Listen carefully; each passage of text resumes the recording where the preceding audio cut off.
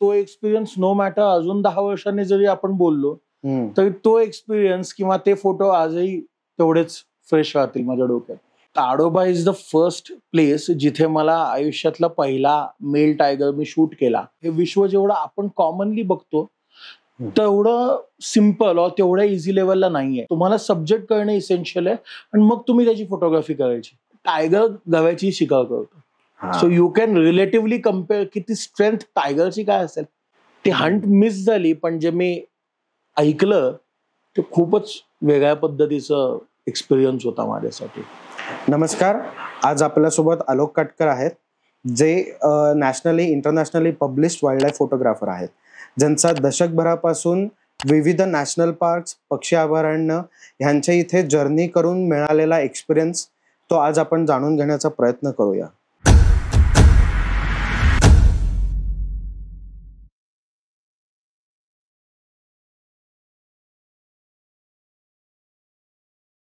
नमस्कार. नमस्ते.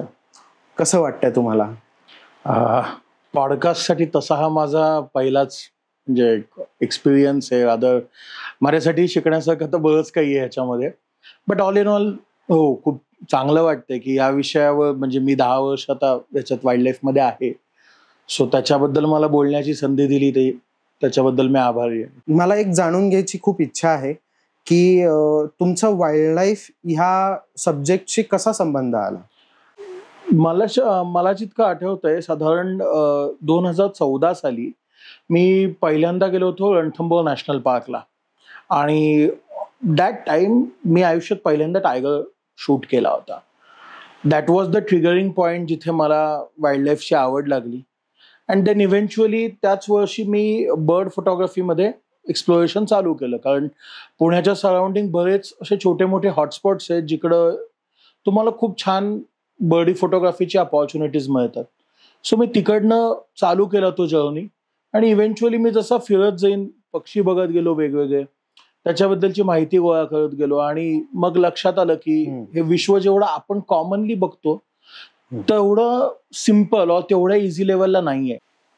अशा पद्धतीने मग मी वेगवेगळ्या प्रकारचे फोटोशूट करत बाहेर फिरून एक्सप्लोअर करत गेलो. पण माझी आवड ट्रिगर झाली होती 2014-15च्या आसपास, जिथं मी वाईल्ड लाईफ वर अदर बर्ड वॉचिंगवर कॉन्सन्ट्रेटेड लक्ष द्यायला चालू केलं होतं. मस्त. पण मला आता तुम्ही जसं म्हणालात की पहिला तुमचा एक्सपिरियन्स हा रणथंबोर नॅशनल पार्क मधून आला. सो त्यावेळेचा फर्स्ट टाइम एक्सपिरियन्स तुमचा लाईव्ह एक्सपिरियन्स त्याबद्दलचं तुम्ही काही मला सांगू शकाल का? 14 साली मला जितकं आठवतंय मी फर्स्ट टाइम DSLR घेतला होता. आय रिमेंबर कॅनन 600D आणि I had 55-250 mm kit lens आणि पहिल्यांदाच मी असं नॅशनल पार्कमध्ये गेलो होतो आणि कॅन्टर सफारीतनं जाता जाता आम्हाला टायगर्स दिसली. मला अजूनही आठवतं कॅन्टरच्या उजव्या बाजूला बसली होती. खूप गर्दी होती तिकडे. तशी रणथंबोरला नेहमीच गर्दी खूप जास्त असते. पण तिथं पहिल्यांदा तो फोटो काढणं टेक्निकली आय वुड से की आता 10 वर्षानंतर मी जेव्हा मागं बघतो मला अजूनही असं वाटतं की बरीच काही इम्प्रूव्हमेंट आता त्याच्यात शक्य आहे, झालेली आहे. पण ते 2-3 फोटो त्या वाघाचे मिळालेले माझ्यासाठी खूप कोअर मेमरी होती. मला आठवतं त्याच्याच नंतर मी तिथे स्लॉथ बेअर पाहिला होता रणथंबोरलाच आणि मला चिंकारा मिळाला होता. सो ते 3 माझे पहिले असे सायटिंग्स होते वाईल्ड लाईफचे रणथंबोरमध्ये झालेले की जिथनं म्हणजे तो एक्सपिरियन्स नो मॅटर अजून 10 वर्षांनी जरी आपण बोललो तरी तो एक्सपिरियन्स किंवा ते फोटो आजही तेवढेच फ्रेश राहतील माझ्या डोक्यात. सो तो जो डिफरन्स आहे त्याच्यात मेजर फॅक्टर्स काय होते किंवा तुम्हाला काय जाणवतात की हे मेजर फॅक्टर्स आहेत ज्याच्यामध्ये मी इम्प्रूव्ह झालोय किंवा अजून इम्प्रूव्ह करू शकत होतो त्यावेळेस, जर का किंवा आधी 10 वर्ष आधी ही जर का आपल्याला माहिती असती तर मी अजून चांगल्या प्रकारे मला तो इंटरेस्ट घेता येऊन त्या प्रकारे मी फोटोज काढू शकलो असतो किंवा एक्सप्लोर करू शकलो असतो जागा. राईट. सो मला एक गोष्ट प्रकर्षाने जाणवते जी मी थोडीशी उलटी शिकलो की आपण वाईल्ड लाईफ फोटोग्राफीच्या फ्लो मध्ये नेहमी एक असा कन्सिडर करतो की फर्स्ट स्टेप इज तुम्हाला सब्जेक्ट कळला पाहिजे. आता ते सगळ्याच फोटोग्राफीमध्ये कॉमन आहे खूप की तुम्हाला सब्जेक्ट करणं इसेन्शियल आहे आणि मग तुम्ही त्याची फोटोग्राफी करायची. आधी कॅमेरा हातात घेतला आणि मग पक्षी प्राण्यांबद्दल माहिती घेतली. बरोबर. सो आय फील की माझी काही जो काळ गेला त्याच्याबद्दलची माहिती गोळा करायला, आणि असं वाटतं की तिथे जर ते आधी मला माहिती असली असती तर मे बी त्यांना ट्रॅक करणं, मे बी त्यांचे फोटो काढणं हे अजून सोपं झालं असतं. दुसरा मला फॅक्टर जाणवतो की फोटोग्राफी टेक्निकॅलिटीच्या पर्स्पेक्टिव्हनी बरीच मोठी प्रोग्रेस झाली. रादर मी वाईल्ड लाईफ नंतर इव्हेंच्युअली कमर्शियल फोटोग्राफीत पण आलो, पण माझ्या फोटोग्राफीचा बेस किंवा स्टार्ट हा वाईल्ड लाईफच होता. मी ऑन फील्डच शिकलो. बरेच फोटोग्राफर्स टूरमध्ये भेटायचे आणि ते वेगवेगळ्या लेवलला त्यांच्या फोटोग्राफी स्किल्सला होते. सो त्यांच्याकडनं मला वेगवेगळ्या गोष्टीतलं ज्ञान मिळत गेलं. बीट कॅमेरा असो, इक्विपमेंट असो, वाईल्ड लाईफ बद्दल असो, तर जितकं नॉलेज शेअरिंग होत गेलं त्याच्यामुळं 10 वर्षात मॅसिव्ह डिफरन्स आला. पण एक गोष्ट इसेन्शियली मला जाणवली की आता असं वाटतं की त्यावेळेला आधी जर मी एखादा पक्षी आहे तर त्याचं बिहेवियर समजून मग त्याला ट्रॅक करून फोटो घेतला असता तर ज्या मायनर मुवमेंट्स होत्या त्या मला खूप चांगल्या पद्धतीने मिळाल्या असत्या.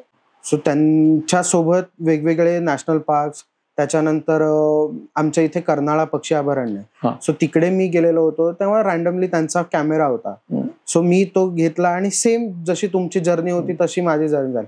सो तो मला पण एक डिफरन्स जाणवतो की कुठच्याही सब्जेक्ट किंवा कुठच्याही विषयावरती आपण काही फोटोज काढायचे असतील तर त्या विषयाची पहिली माहिती घेणं महत्वाचं आहे. आणि मग त्याच्यानंतर की फोटोग्राफी मधलं पण टेक्निकल नॉलेज तेवढं गरजेचं आहेच, कारण त्याच्याने ती it just like ornamentation to your photos, की त्याच्याने तो एक डिफरन्स कळतो, एक तो क्रक्स आपल्याला मिळतो. सो त्यानुसार जसं एका फोटोग्राफीमध्ये प्रत्येक फोटोग्राफरचे काही क्रक्स असतात किंवा पर्क्स असतात किंवा काही एक त्याचं एक विशिष्ट एक वेगळ्या प्रकारचं त्याची ओळख असते त्या फोटो काढण्याच्या पाठीमागे, तसंच काही प्राण्यांच्या बाबतीमध्ये पण असतं, त्यांच्या बिहेवियरल पॅटर्न मध्ये पण असतं. सो त्याचा कधी तुम्ही ह्या आतापर्यंत केलेल्या जर्नीमध्ये अभ्यास केलाय का? सो क्रक्स म्हणजे काही पर्टिक्युलर असं आहे विचारायचं की काय एक्झॅक्टली? की आता समजा मी वाईल्ड लाईफ मध्ये आपण गेलो, आपण उदाहरणार्थ टायगर्सचं आपण एक उदाहरण घेऊया की त्यांना ट्रॅक करणं, की जसं त्यांचा साऊंड असतो किंवा आजूबाजूच्या पक्ष्यांमुळे आपल्याला कॉलिंग मिळतं किंवा झाडींमधनं काही असं हुळहुळतं किंवा काही असा आवाज येतो, हे बेसिक आपल्याला त्याच्यातनं समजतं की आसपास टायगर आहे. पण त्याचं जसं वेळेनुसार पण आहे की आता दुपार आहे तर त्याची आरामाची वेळ आहे का की नाही. मग ह्या प्रकारचे जे काही त्याचे ट्रेट्स आहेत, किंवा की एखादा आता टायगर आहे की जसं वाघडोग होता की जो त्याच्या पिल्लांसोबत सदैव राहिलाय, लहान मोठं झालेले आहेत ते एकमेकांसोबत, असा तो असा संबंध फारसा आपल्याला युजली दिसत नाही वाघांसोबत, बरोबर, पण ते त्याच्यामधनं दिसलं आणि त्यामुळे त्याला ती एक प्रसिद्धी मिळाली. तसं तुम्ही जितक्या आता नॅशनल पार्क मध्ये फिरलाय तसा तो डिफरन्स तुम्ही कधी बघितलाय का किंवा तुम्हाला तो जाणवलाय का? डिफरन्स जर बिहेवियरचं म्हणाल, फॉर इन्स्टन्स टायगर, तर essentially most of the predators जे आहेत, म्हणजे शिकार करणारे प्राणी आहेत, हे जनरली ज्याला आपण नॉक्टर्नल म्हणतो किंवा रात्री ऍक्टिव्ह होणार आहेत.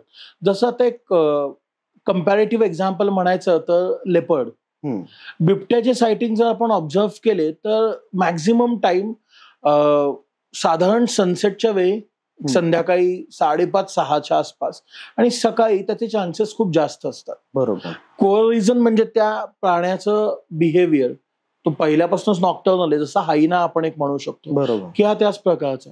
पण अगेन हेही ऑब्झर्वेशन आहे की जसे जसे नॅशनल पार्क किंवा तिकडला जो अपेक्स प्रेडेटर असतो ते बदलेल तसे हे पॅटर्न चेंज होतात.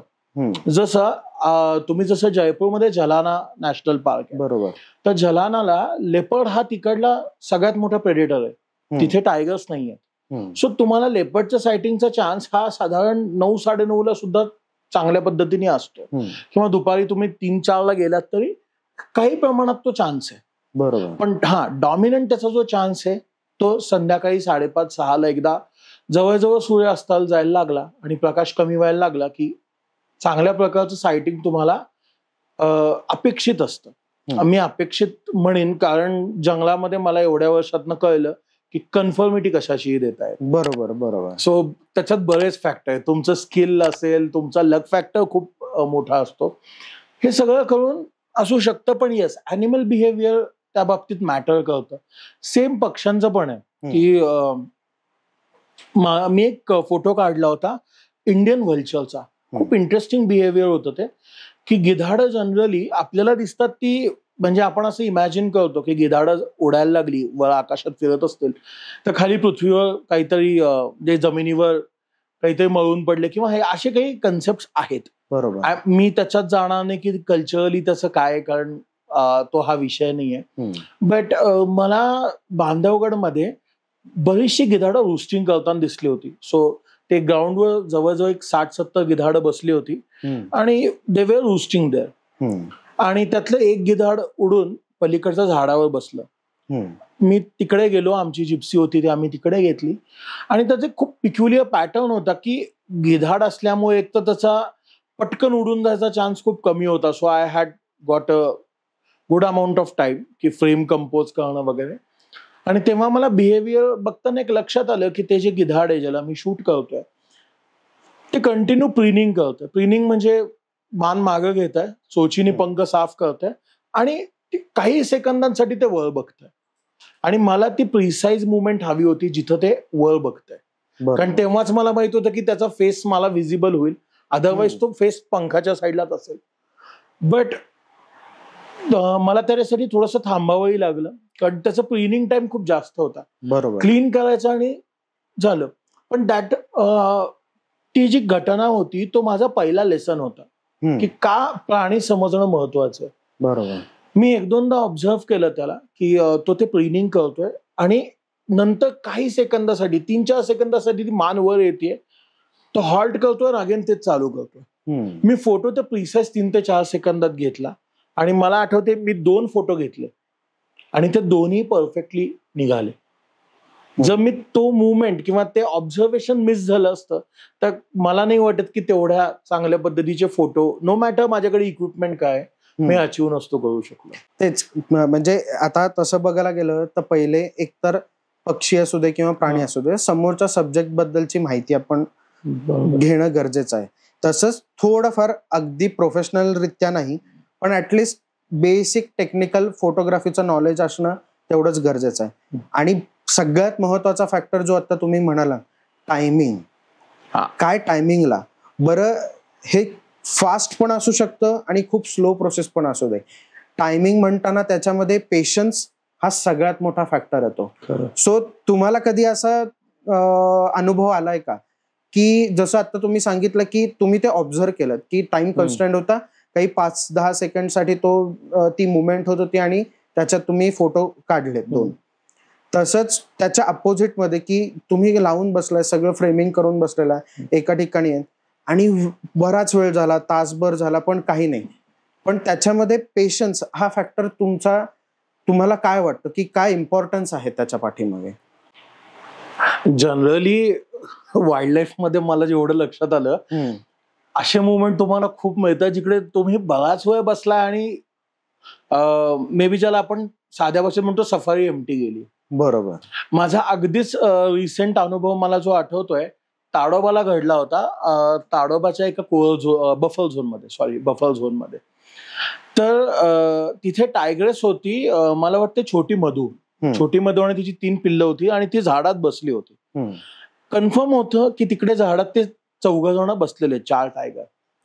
आणि आम्ही सकाळी 6:30ला पोहोचलो, नुकतंच पाऊस झाला होता. सो थोडी शक्यता कमी होती सायटिंगची. त्यातलं एकच पिल्लू हार्डली स्प्लिट सेकंडसाठी थोडंसं वर आलं, त्यांनी झाडावर स्क्रॅच मार्क केले आणि खाली उतरलं. पण मला अजून आठवतंय की सकाळी 6:30 पावणे 7ला आम्ही तिकडे पोहोचलेलो. 10 वाजता तिकडनं निघालो, तोपर्यंत काही मिळालं नव्हतं. 3.5 ते 4 तास आम्ही तिथे फक्त बसलो होतो वाट बघत, काही मिळालं नाही. आणि तिकडनं आम्ही परत आलो आणि दुपारच्या सफारीत एक्झॅक्ट त्याच लोकेशनला एका दुसऱ्या जिप्सीला ते 4ही टायगर मिळाले. सो ऍज आय सेड की पेशन्स आहेच आहे आणि तुमचा लक फॅक्टर, वेदर, निसर्ग, त्या प्राण्याचा मूड, हे सगळं प्रचंड महत्वाचं आहे त्याच्यामध्ये. बरोबर. आता तुम्ही जसं म्हणालात की ताडोबा बद्दलची तुम्ही माहिती सांगितला, हा एक्सपिरियन्स तुम्ही सांगितला, तर मला ताडोबा टायगर रिझर्व बद्दल तुम्ही तुमच्या दृष्टीने काय माहिती सांगू शकाल का की कशा प्रकारे तुम्हाला तिथले अनुभव आले, की प्रत्येकासाठी प्रत्येक एका पर्टिक्युलर जागेचा अनुभव वेगळा असू शकतो. पण तुमच्यासाठी तो वेगळा अनुभव काय होता अनुभव, की जसं आता तुम्ही पेशन्स बद्दल म्हणालात की आणि लक फॅक्टर बद्दल म्हणाला, की तिथे तुम्हाला असे अनुभव आलेत का की तुम्ही जस्ट एंटर केलाय विदाउट एनी थॉट की आज मला होणारच नाहीये, की सायटिंग होऊ शकत नाही, वेदर कंडिशन तशी नाहीये, वेळ तशी नाहीये आणि इंट्युशन आहे तुम्हाला की नाही होणार आहे आणि एकदम सडनली एंट्री केल्यानंतर एंट्री पॉइंटलाच वाघ बसलेले आहेत पूर्ण, किंवा कुठचंही असं अनयुज्युअल सायटिंग झालेलं आहे, असा कधी तुम्हाला अनुभव आला का? ताडोबाच्या बाबतीत ते मी सांगू शकतो, कारण Tadoba is the first place जिथे मला आयुष्यातला पहिला मेल टायगर मी शूट केला आणि तो वाघडो होता. अरे वा. सो आता जसं तुम्ही वाईल्डलाईफचं तुम्हाला आवड आहे, वाईल्डलाईफ ज्यांना ज्यांना आहे त्यांना ताडोबाचा वाघडो माहित नाही असं शक्यच नाही. बरोबर. ते नाव लेजंड आहे. आणि मी जसं तुम्ही म्हणलात की मी आत गेलो होतो, मला अजून आठवतंय बफर झोन मध्ये मी आत गेलो आणि साधारण 3ऱ्या ते 4थ्या मिनिटाला मला वाघडो पाण्यात बसलेला दिसला आणि जवळजवळ तो 1.5 तास तिकडेच होता. त्यानंतर ताडोबाचा अजून एक म्हणजे माझा पहिला फोटो, म्हणजे जो फोटो माझा आयुष्यात पहिल्यांदा एक्झिबिशन मध्ये गेला तो फोटो मी ताडोबात काढला होता. सो त्या प्लेसची माझा तो थोडा इमोशनल कनेक्ट आहे की तिथे मला तो फोटो मिळाला ज्याने मला एक एक्झिबिशन प्लॅटफॉर्मला रिकॉग्निशन दिलं. आणि देन ऑनवर्ड्स त्या जागी बऱ्याचशा मेमरीज आहेत. Like for instance Maya, again हेही नाव खूप वेल नोन आहे. तर माया आणि तिचे दोन कब्ज होते, त्यांची प्ले फाईट आम्हाला बघायला मिळाली होती. पण अनफॉर्च्युनेटली त्यावेळेला त्यातलीची ती दोन्ही कब्ज होती, त्यातलं एक कब इंडियन गॉलच्या अटॅकमध्ये म्हणजे एक्सपायर झालं, मारलं गेलं. आणि त्यातला जो मेल कब होता तो उमरेडला शिफ्ट झाला, तो तिकडे उमरेडला निघून गेला. सो ओव्हरऑल असं प्रत्येक जंगलात होतं की काहीतरी तुम्हाला खूप चांगलं मिळतं.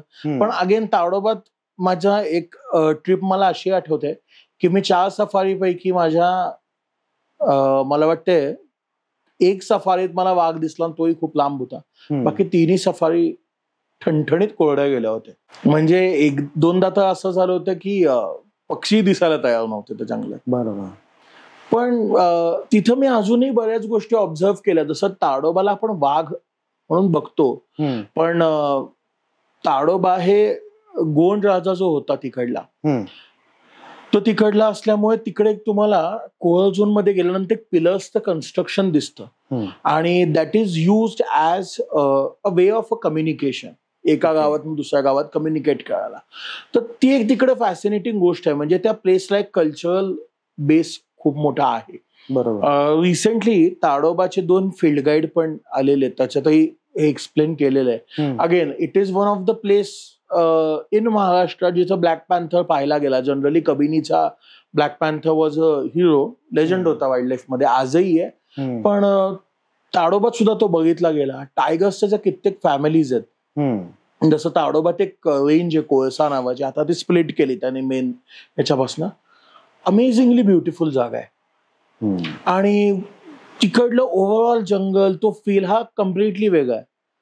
सो ताडोबाला माझ्या त्या एक आठवणी आहे. टायगर्सचं नक्कीच आहेत तिथे, कित्येक शॉट्स आहेत, काही बर्ड्स आहेत. जनरली आता बर्ड वॉचर असल्यामुळे आम्ही असे डेडिकेटेडली नंबर ठेवतो किती पक्षी आपण आतापर्यंत रेकॉर्ड केले. त्यातले कित्येक पक्षी मला ताडोबानी म्हणजे त्यांचं सायटिंग दिलेलं आहे. सो ऑल इन ऑल त्या प्लेस बद्दल मला ज्याला एक प्रकारचं अट्रॅक्शन म्हणतात, तो एक कनेक्ट आहे की मला पहिलं सुद्धा रिकॉग्निशन त्या प्लेसने दिलं.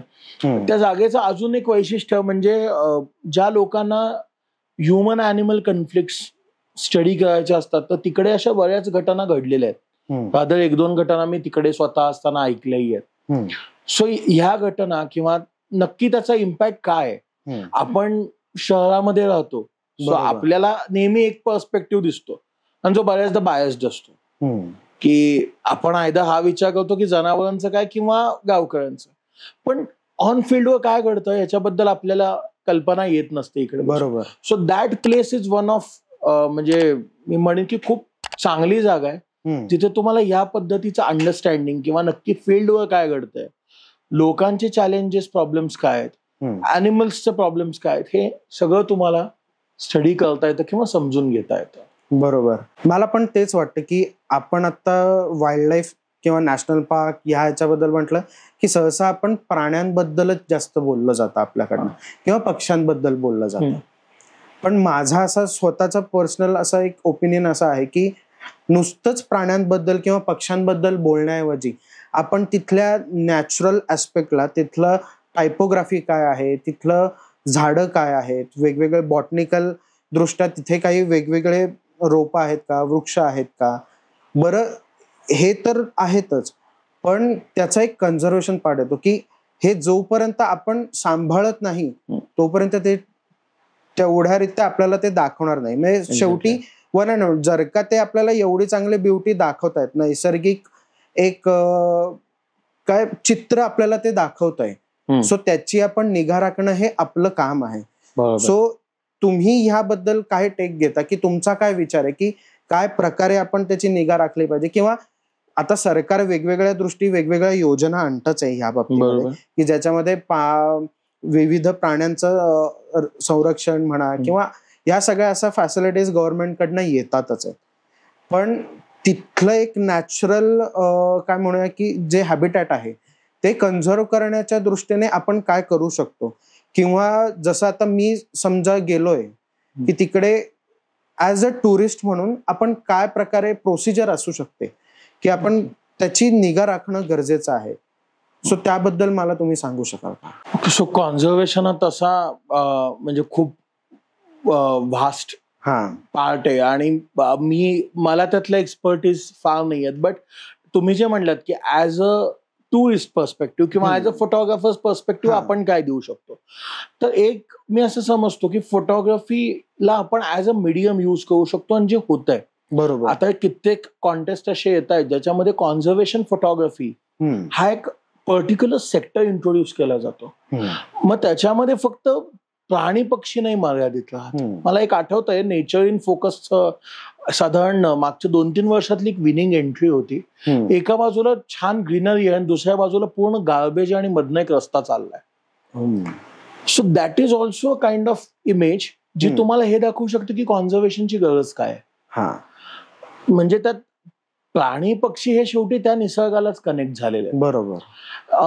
त्यामुळे फोटोग्राफी हा एक, मला वाटतं त्याच्याने फोटोग्राफीच असं नाही पण फिल्म सुद्धा ज्या आता येत आहेत. रिसेंटली T24 नावाची एक फिल्म आली होती. रणथंबोरमध्ये जो उस्ताद नावाचा वाघ होता त्यांनी काही मॅनकिल्स केले होते. सो त्या एंटायर घटनांवर एक डॉक्युमेंटरी बनवती, प्रचंड सुंदर आणि at some point emotionally touching documentary ती. ओके. म्हणजे उस्तादचं लाईफ, त्याच्यानंतर त्याची जी मेट मागं राहिली तिचं लाईफ, त्याच्यामध्ये मला वाटतं कॉन्झर्वेशन पर्स्पेक्टिव्ह खूप छान डिस्कस केलाय की लोकांना टायगर किंवा या गोष्टी न्यूसन्स का वाटतात, किंवा तुम्ही हे म्हणू शकता की हॅबिटॅटच्या खूप जवळ आता लोकसंख्या चालली आहे म्हणूनही हे प्रॉब्लेम होत आहेत. बरोबर. पण हे इंटरकनेक्टेड आहे. नेक्स्ट कम्स टू की टुरिस्ट म्हणून आपण काय करू शकतो. खूप सोप्या गोष्टी आहेत ज्या आपण म्हणजे ब्लाइंडली निग्लेक्ट करतो. जसं कचरा टाकू नये, आपल्याला वाटतं खूप नॉर्मल आहे किंवा खूप कॉमन सेन्स आहे हा. मी स्वतः नागझिऱ्यामध्ये बघितलेले की जिप्सीतनं खाली कचरा फेकला जातो. फेसबुकवर वगैरे अशा कित्येक इमेज आहे जिथं वाघ तुम्हाला दिसेल आणि त्याच्या तोंडात माझाची बॉटल आहे.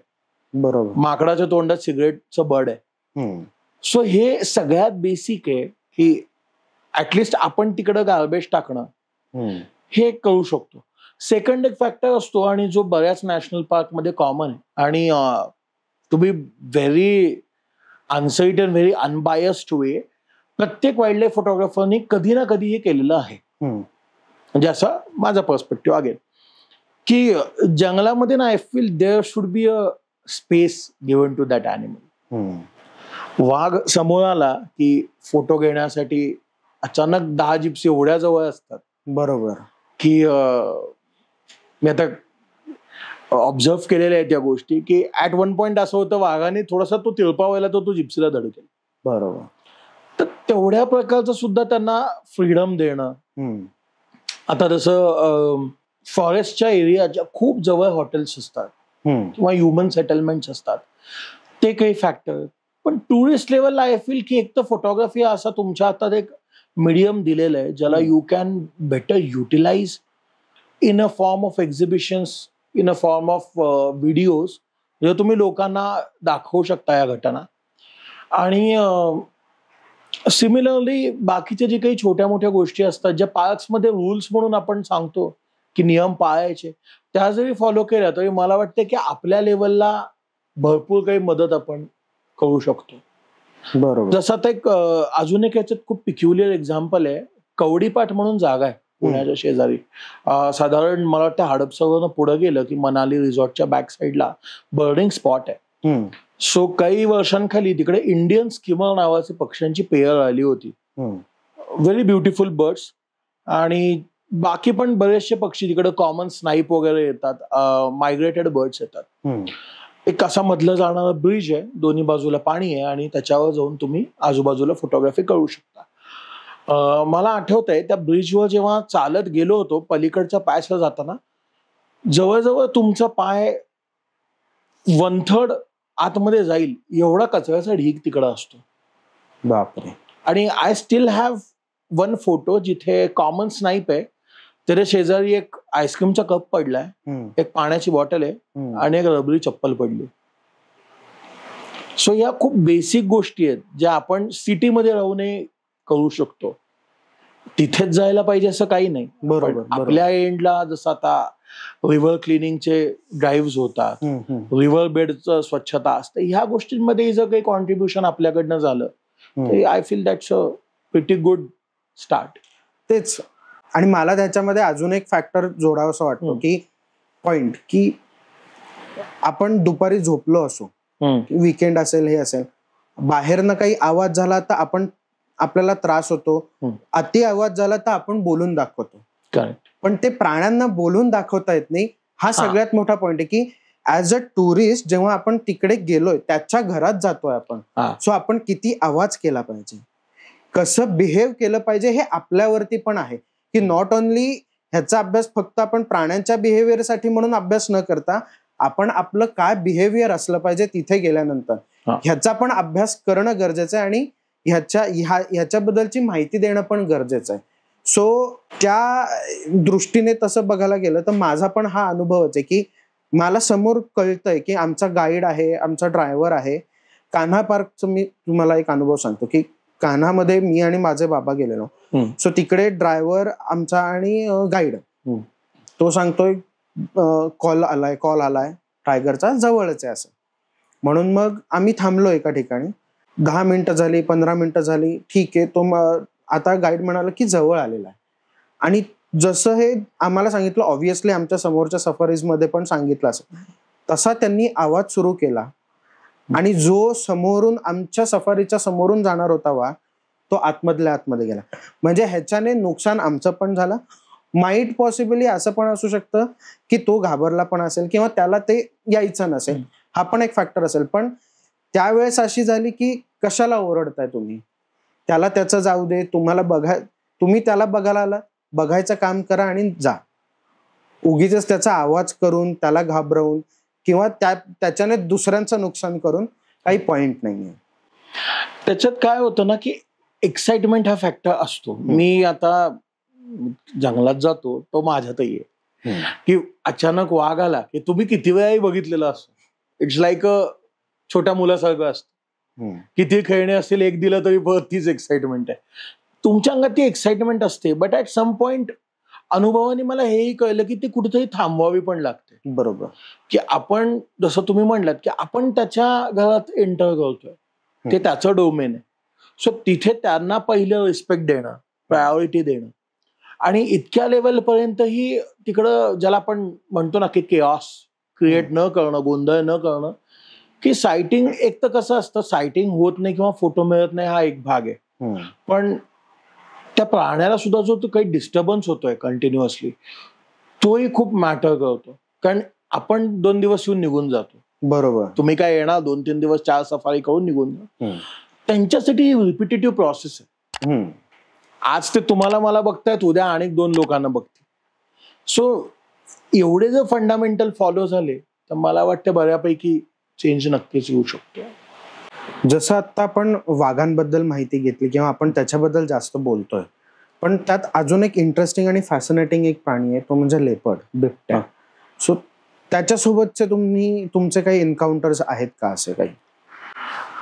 बिबट्यासोबतचे एन्काउंटर माझे 2-3 खूप म्हणजे स्पेसिफिकली माझ्या आठवणी आहेत. त्याला एन्काउंटर आठवणी आपण काही म्हणू शकतो. जसं तुम्ही आता म्हणलात की लेपर्ड खूप फॅसिनेटिंग आहे. So on that part I completely agree.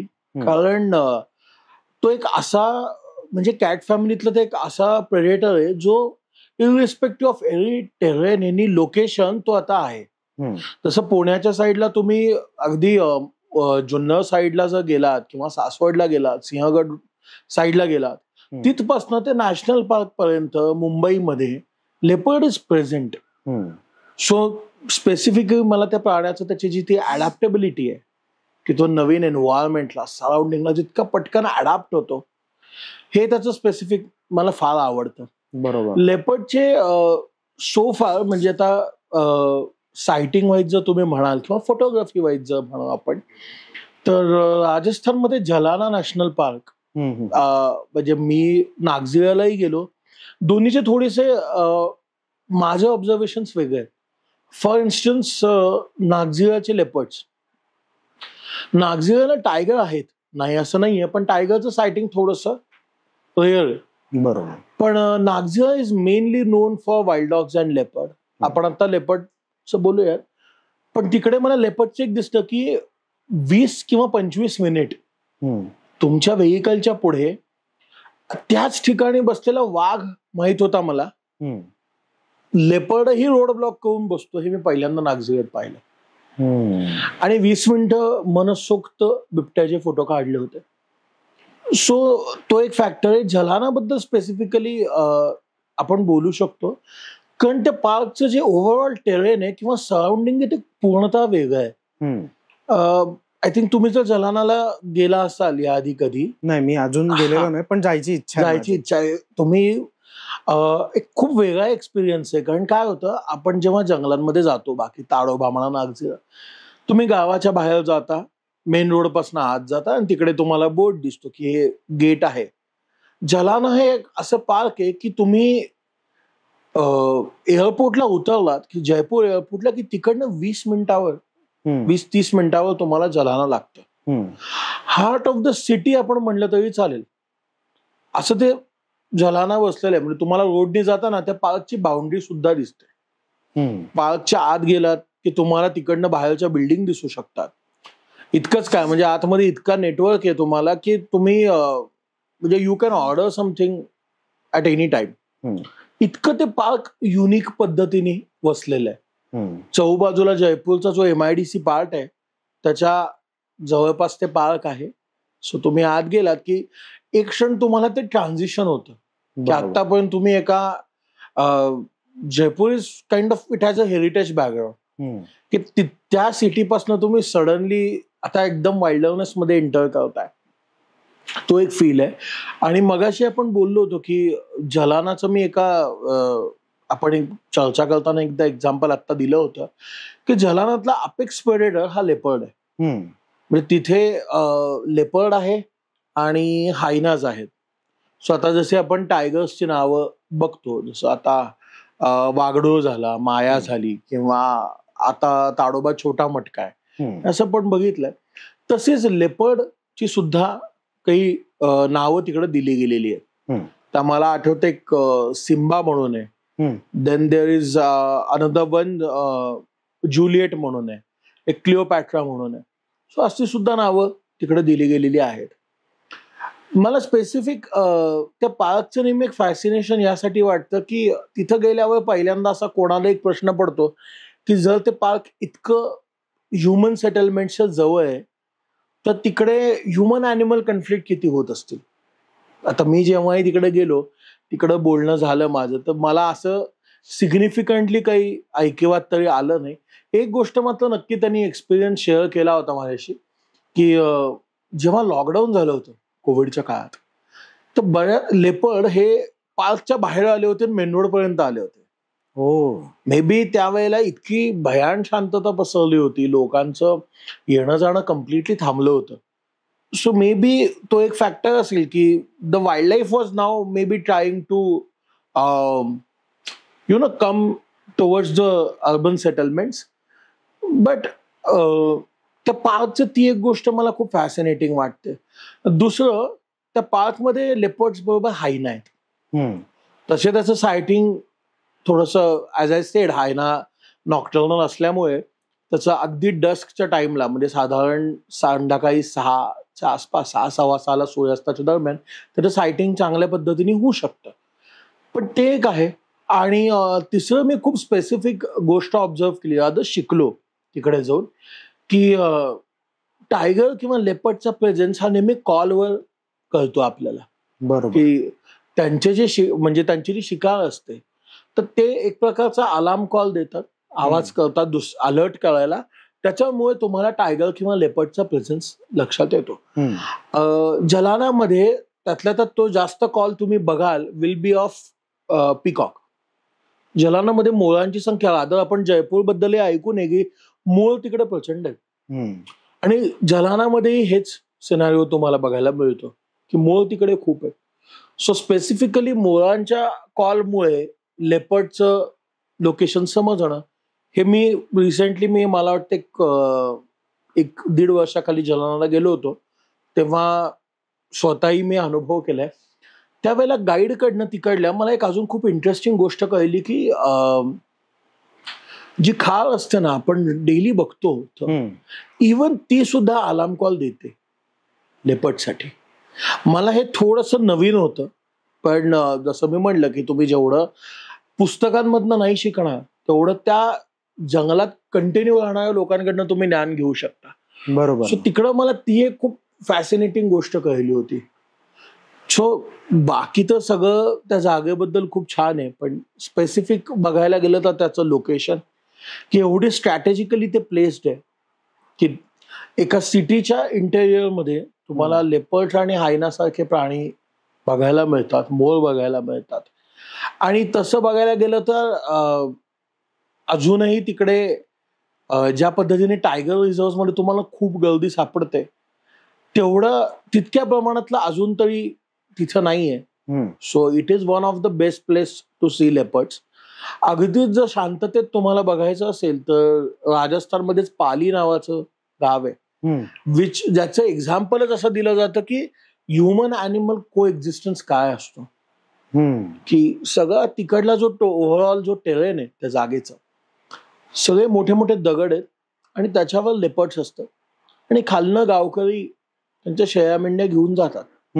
असं तर नाही की शेळ्या मेंढ्यांचं कधी काही होत नाही, ते इन्सिडन्सेस झालेली आहे. पण ह्युमन अटॅक्स हे शक्यतो तिकडे झालेले ऐकिवात नाहीत. पण दॅट इज अनदर प्लेस जिथं तुम्हाला लेपर्ड्स खूप छान पद्धतीने फोटोग्राफ करता येतात.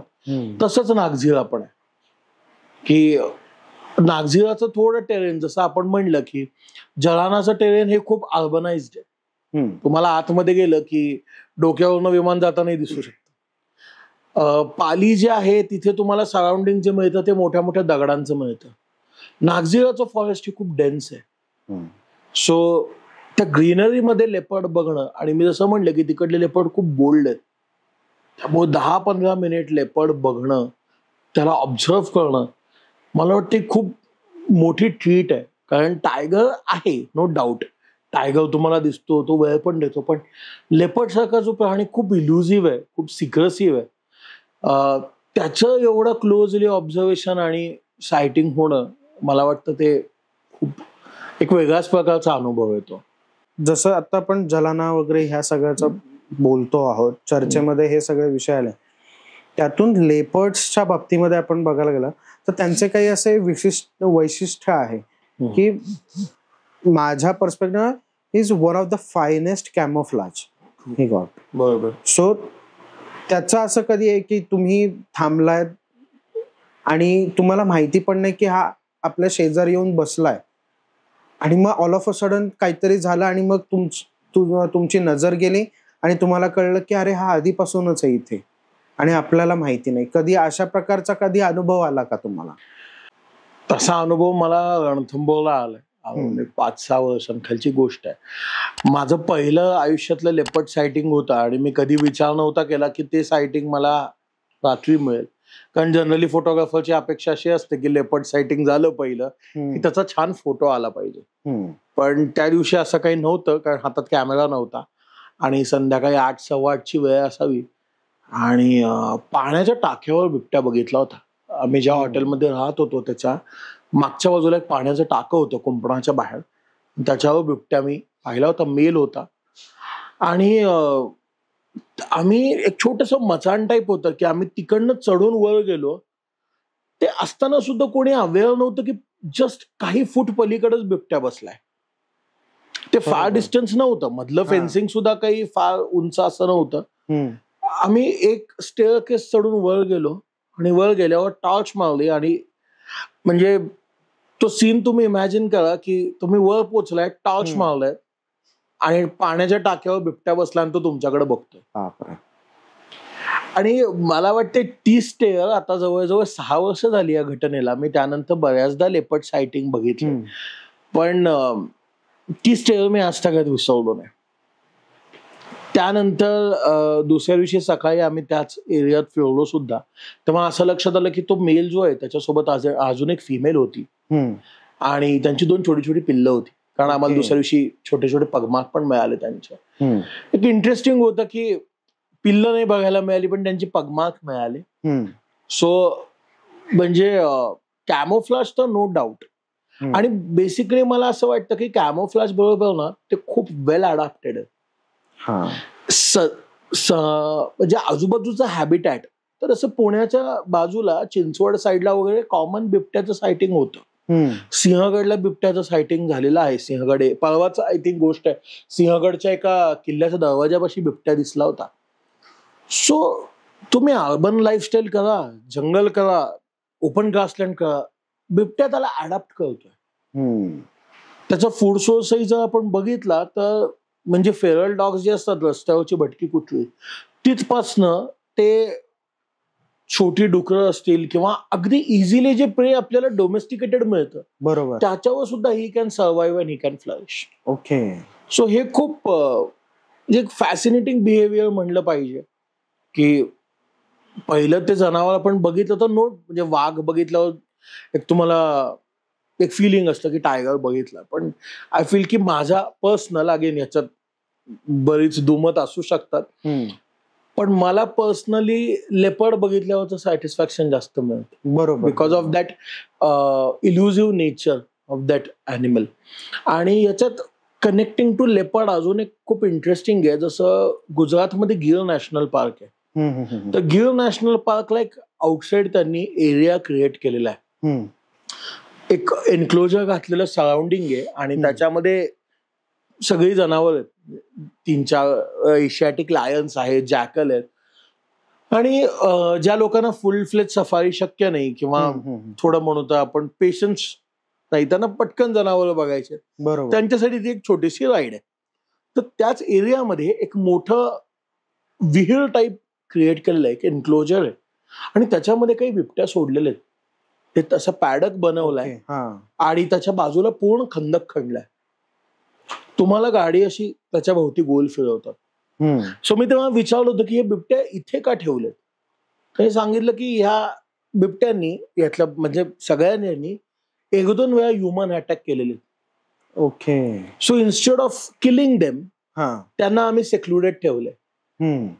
मला वाटतं ही पद्धत मला तरी खूप बरी वाटली. बरोबर, त्यांना ह्युमन ॲनिमल कन्फ्लिक्ट आहे. सो इन्स्टेड बॅलन्सिंग ट्रीटमेंट म्हणून त्यांना वेगळं ठेवलेलं आहे. आता तिथे असंही काही वेळेला घटना घडल्यात की तिथल्या ज्या फिमेल्स होत्या त्यांना पिल्लं झालेली आहेत. सो तेवढ्यापुरतं त्या फिमेलला ट्रीटमेंट केली जाते, कन्सिव्ह केलं जातं, त्या फिमेलला आत सोडलं जातं आणि ती पिल्लं तरी नॅचरल हॅबिटॅटमध्ये वाढवली जातात. ओके. सो हा इनिशिएटिव्ह त्यांनी गिरमध्ये चालू केलाय, which is quite a good step. चांगलं आहे, चांगलं आहे. पण आता जसं आपण लेपर्ड बद्दल बोलतोच आहोत, त्याच्यामध्ये अजून काही असे आहेत की हायनाचा विषय झाला की त्यानंतर काही वाईल्ड डॉग्स पण आहे, गवे आहे, वेगवेगळे आहेत. सो असे काही प्राणी की जे तुम्ही साईट केलेले आहेत किंवा तुम्हाला ते दिसलेले आहेत आणि असं वाटलं की अरे काय एनॉर्मस आहे ह्यांचं म्हणजे शरीर असं म्हणूया किंवा काही त्यांच्या असे शरीरावरती काही अशी वैशिष्ट्ये असेल की जे तुम्हाला खूप फॅसिनेटिंग वाटलं, तर तसे काही तुम्ही कधी असं हे केलं का? म्हणजे त्याबद्दल तुम्ही काय सांगू शकाल मला? त्याच्यात 2-3 आहेत. हायनाचं माझं एन्काउंटर हार्डली 1-2दा झालंय, त्यामुळे मला हायनाबद्दल बोलणं थोडंसं अवघड आहे. एलिफंट बद्दल मी सांगू शकतो, कारण मी कॉर्बेटला one of the best place in rather I would say to elephant पाहण्यासाठी, फोटोग्राफ करण्यासाठी. बरोबर. आणि एलिफंट हा माझ्या ओपिनियन मध्ये एक असा प्राणी आहे ना ज्याचा तुम्ही वेळ घेऊन फोटो काढू शकता. हो. द रिझन, त्या प्राण्याचे मुवमेंट इतके सुंदर असतात की पिल्लांसोबतचं खेळणं किंवा त्या पिल्लाचं स्वतः खेळणं, मडबात घेणं, आईसोबत चालणं. माझ्याकडे एक फोटो आहे, मला स्टील खूप फॅसिनेटिंग फोटो आहे तो. 2 जिप्सी थांबले होते, माझी आणि अजून एक होते, त्यांची मागं जिप्सी होती. एलिफंट मदर जी होती ती पास झाली आणि ते पिल्लू होतं मागं, काही महिन्यांचा असावं, आणि त्याला बहुधा खेळायचा मूड झाला असावा. तो त्या जिप्सीकडे वळला आणि त्यांनी असं घाबरवतात ना, तसं त्या जिप्सीला असं बघून घाबरवलं. पण तो फोटो इतका इंटरेस्टिंग आहे की एलिफंटचे तुम्हाला हवे तेवढे फोटोज, क्रिएटिव्ह शॉट्स म्हणा किंवा नॉर्मल फोटोज सुद्धा खूप छान मिळू शकतात. त्याच्यात सुद्धा बरेच फॅक्टर आहेत, जसं आता मेल एलिफंट आपण म्हणतो की भारतामध्ये जे एशियन एलिफंट्स आहेत, तर त्याच्यामध्ये एशियन आणि आफ्रिकन एलिफंट्स आहेत. तर एशियन एलिफंट्स मध्ये फक्त मेलला सुळे असतात, त्याच्यासाठी आपण त्यांना टस्कर म्हणतो कॉमन. बरोबर. टस्क असतात म्हणून टस्कर. सायमल्टेनियसली काही वेळेला काही केसेसमध्ये फिमेल्सला पण टस्क येतात, त्यांना तसेच म्हणलं जातं. सो ही एक गोष्ट आहे, कारण आफ्रिकन एलिफंट्स मध्ये जनरली मेल फिमेल दोघांना टस्क असतात. बरोबर. सो बऱ्याच गोष्टी असतात. मेल एलिफंट मस्त मध्ये येतो. सो जनरली आपण ज्याला गंडस्थळ म्हणतो हत्तीचं, तिकडनं एक प्रकारचं लिक्विड बाहेर यायला लागतं. ओके. आणि त्यावेळेला हत्ती खूप हाय एनर्जीवर असतात. सो तो एक पार्ट झाला. दुसरं एक मला फॅसिनेटिंग म्हणजे आता सगळ्यांनाच वाटतं गवा. ज्यांनी गव्याला प्रत्यक्ष बघितलंय दे विल अंडरस्टँड की मसल काय असतात, रिप्ड बॉडी ज्याला आपण थोडं फॅन्सी म्हणतो, आणि एनॉर्मस साईज पण असते त्यांची. म्हणजे आपण युजली आपण असं बघतो की फोटोमध्ये किंवा पुस्तकामध्ये जास्त बघितलं आपण, शाळेतल्या पुस्तकांमध्ये की ते दाखवलं जातं, पण एक तुम्ही फर्स्ट टाइम एक्सपिरियन्स की इन रिअल टाइम तुम्ही बघ काय एनॉर्मस असतात ते. म्हणजे त्याच्या मसलचे जे कट्स दिसतात ना, त्यावरून लक्षात येतं की बिल्ट बॉडी. आणि त्याच्यावरून एक कंपॅरेटिव्ह असं होतं की टायगर गव्याची शिकार करतो. So you can relatively compare की ती स्ट्रेंथ टायगरची काय असेल. त्याला आपल्याकडं असं असतं की आता मी हे प्रत्यक्षात साईट नाही केलंय, पण देअर आर डॉक्युमेंटेड सीन्स किंवा डॉक्युमेंटेड ह्या गोष्टी आहेत की wild dogs communicate by whistles. आणि हे हंट दरम्यान करत नाहीत. Their hunt is so coordinated. जसं टायगर किंवा लेपर्डचा हंटिंगचा सक्सेस रेट हा जनरली 10 हंट्स मधनं 2 हंट पर्यंत सक्सेस असतो. बरोबर. वाईल्ड डॉग्सचा हा सक्सेस रेट 8 to 9 असतो. कोर रिझन इज त्यांचा पॅक मधला coordinated effort. Okay. They never Hunt alone.